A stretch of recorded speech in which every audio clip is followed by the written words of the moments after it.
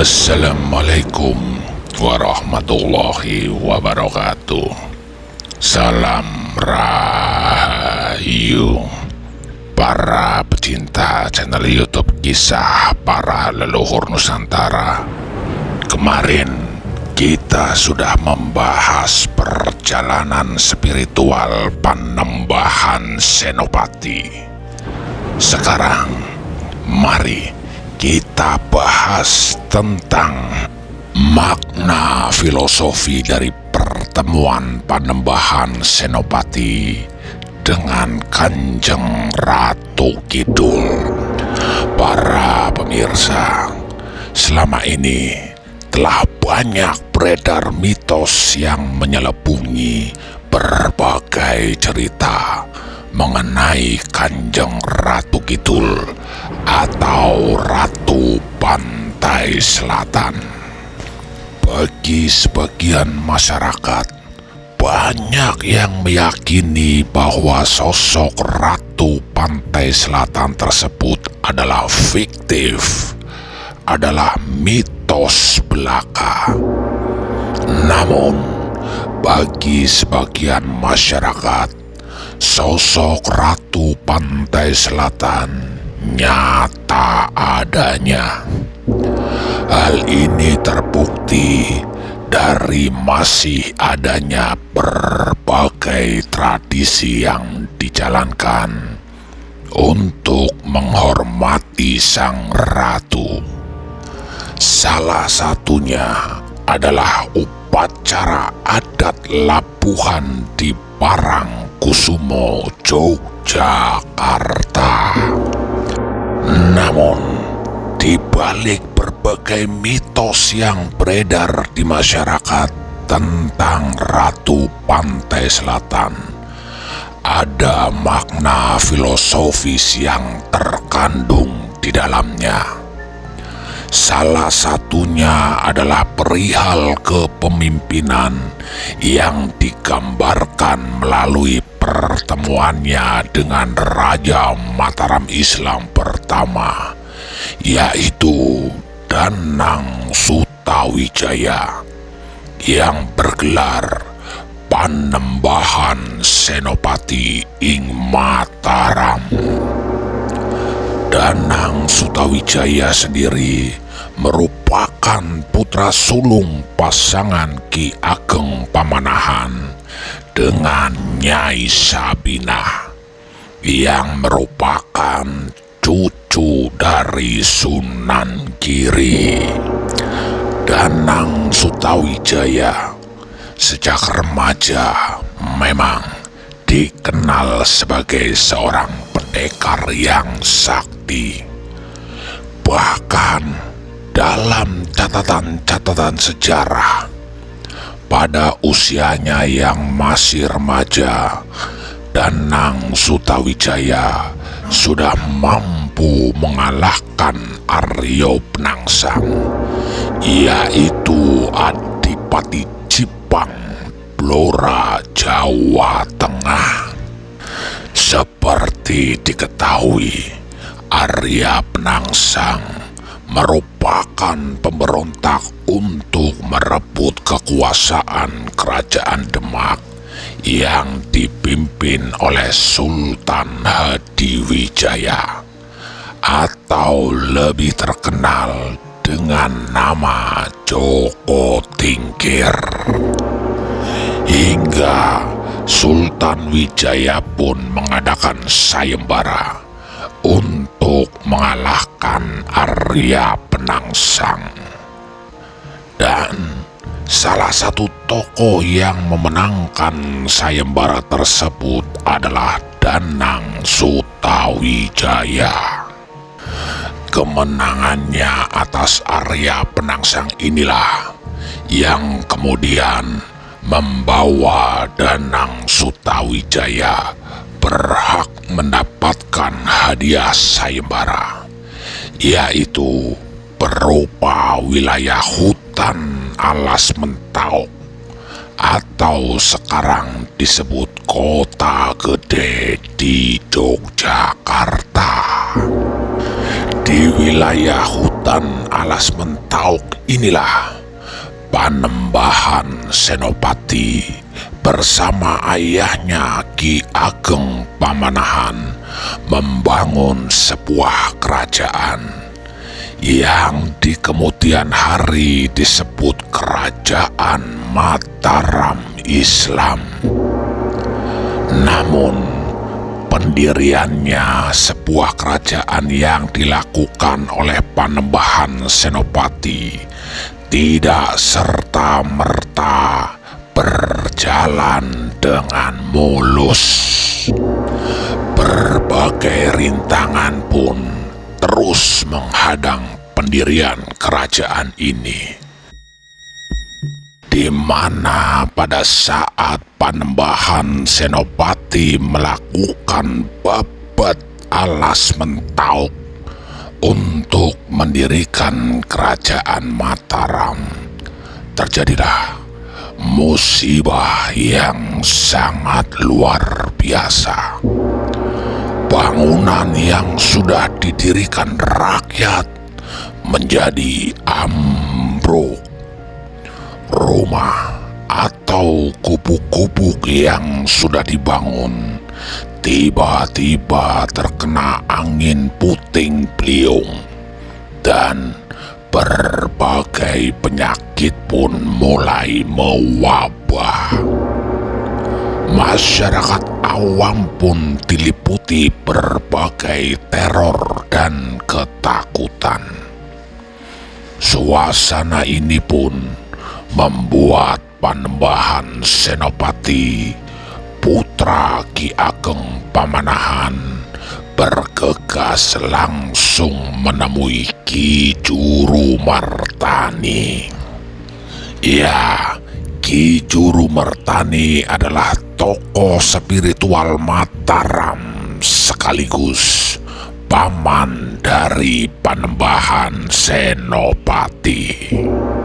Di dalam pertemuannya itu, Panembahan Senopati pun berdiskusi mengenai kondisi alas Mentauk yang sedang dibangunnya, serta Panembahan Senopati meminta saran kepada Ki Jurumartani apa yang mesti dilakukan untuk mengatasinya. Dan petunjuk dari Ki Jurumartani pun, Panembahan Senopati disuruh untuk menemui Kanjeng Ratu Kidul, sang penguasa Laut Selatan, karena musibah itu bukan sekedar bencana alam, namun juga adanya serangan jin dari kerajaan Laut Selatan yang merasa terganggu wilayahnya oleh orang-orang Mataram. Petunjuk Ki Jurumartani ini bukan hadir dari ruang hampa makna, sebab Ki Jurumartani memberi petunjuk berdasarkan ayat-ayat Al-Quran. Ya, di dalam surat Ar-Rahman ayat 33 yang berbunyi, "Wahai golongan jin dan manusia, jika kamu sanggup menembus atau melintasi penjuru langit dan bumi, maka tembuslah. Kamu tidak akan mampu menembusnya kecuali dengan kekuatan Allah." Dalam berbagai hal, banyak yang menafsirkan kata kekuatan dari ayat ini sebagai kekuatan dalam bentuk teknologi dan dalam bentuk pengetahuan. Namun, berbeda halnya dengan Panembahan Senopati. Sesuai petunjuk Ki Jurumartani, Dengan dasar ayat Al-Quran inilah Panembahan Senopati pun melakukan olah spiritual sebagai bagian kekuatan untuk menaklukkan Ratu Pantai Selatan. Para pemirsa, untuk mengetahui perjalanan spiritualnya Panembahan Senopati, silakan disimak dalam video perjalanan spiritual Panembahan Senopati. Olah laku spiritual ini pun kemudian diabadikan di dalam pupuh kedua, yaitu Sinom dari Serat Wedatama, karya Sri Mangkunegara keempat.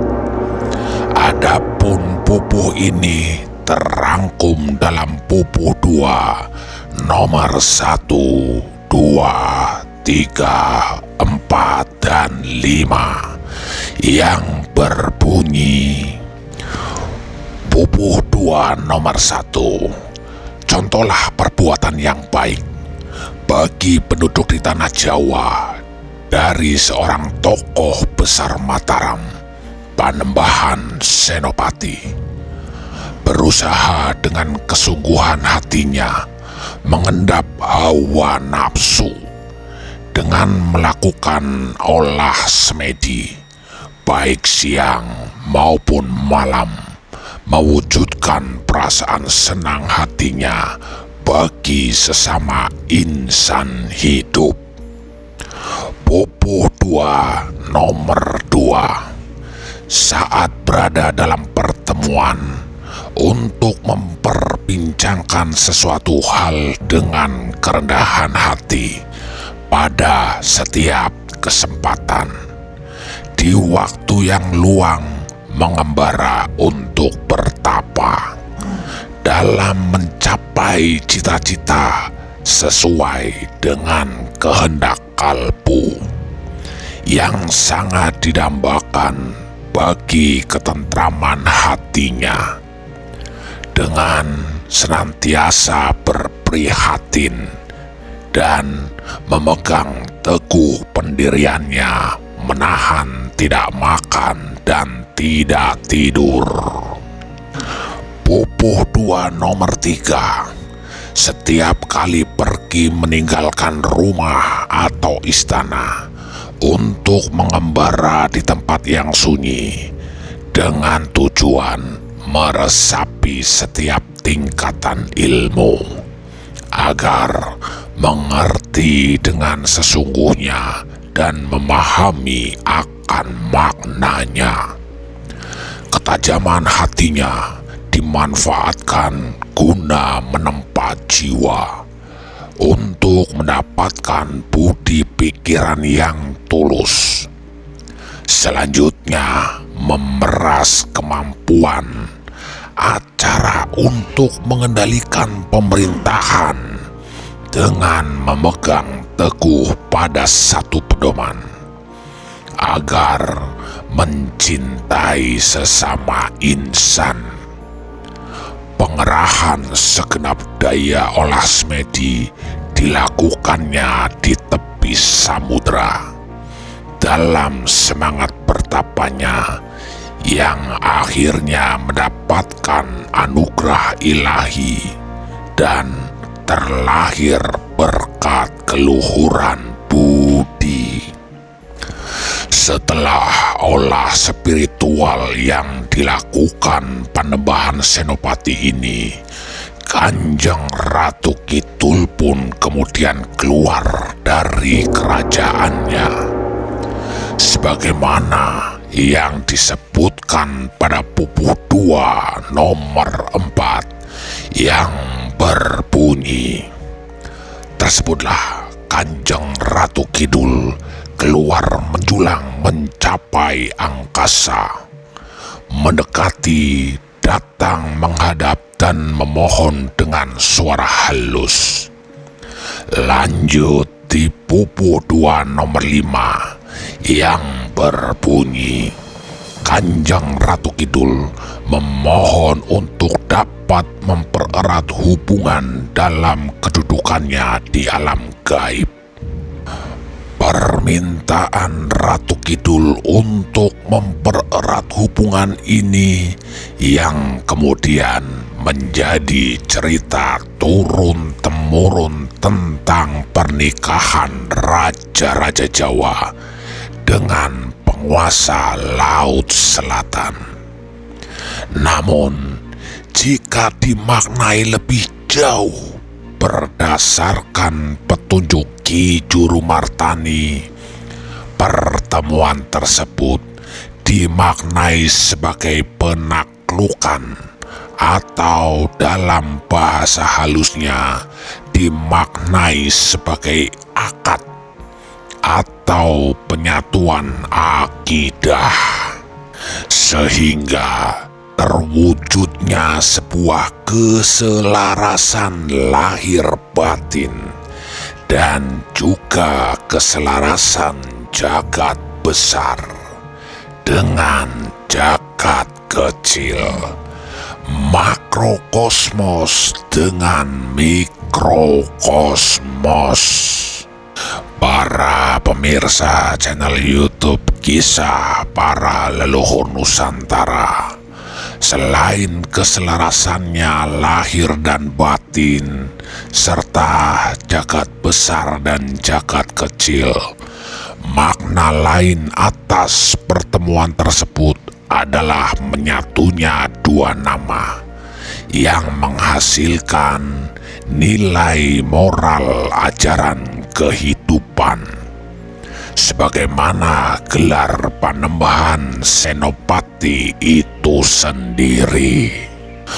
Panembahan Senopati bermakna sosok ksatria atau senopati yang panandito, atau selalu menyembah kepada Sang Pencipta. Panembahan adalah aspek jiwa atau langit, dan senopati adalah aspek raga atau penyandang amanah di muka bumi sebagai ksatria atau sebagai khalifah. Sedangkan Ratu Kidul bermakna Ratu Ningsegoro atau lautan. Pertemuan dengan Ratu Kidul bermakna bahwa sebagai seorang yang ksatria pinandita haruslah memiliki kapasitas akal, jiwa, dan penguasaan atau pengalaman seluas samudra. Itulah kunci keberhasilan seorang pemimpin, di mana sang pemimpin haruslah memiliki keluasan pengetahuan, ilmu, dan amal kebaikan yang dapat menjaga juga memayungi kehidupan setiap individu, sehingga dapat mengetahui seberapa luas pikiran dan jiwanya, seberapa luas kesabaran dan keikhlasannya guna meraih keselamatan dalam mengarungi bahtera pahit dan manisnya kehidupan di alam yang fana ini. Para pemirsa channel YouTube Kisah Para Leluhur Nusantara, begitulah kisah makna filosofi pertemuan Panembahan Senopati dengan Kanjeng Ratu Kidul. Terima kasih. Wassalamualaikum warahmatullahi wabarakatuh. Salam